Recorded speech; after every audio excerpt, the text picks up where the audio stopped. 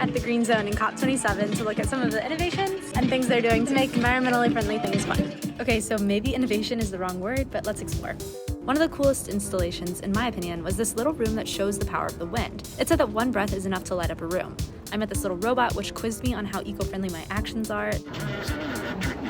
Though one of the questions was how many trees you plant a day, which is questionable as a measure of your sustainability. Definitely don't need to worry about your phone battery. From biking stations to these benches that charge your phone from solar power, it's pretty easy to find somewhere to power up.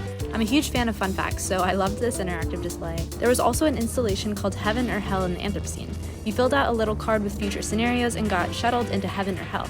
These small rooms are supposed to represent the future depending on how you answered the questions.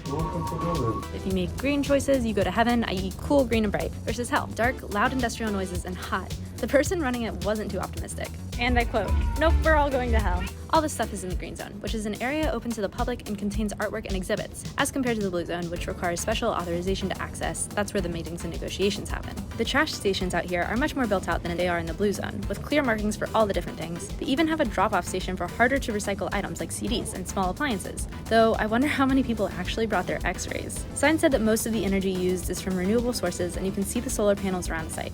Here are some of our favorite artwork that we saw. Most of it was made out of recycled materials. Now back to the Blue Zone. They have electric buses running and bikes and electric scooters available, but I ended up just walking.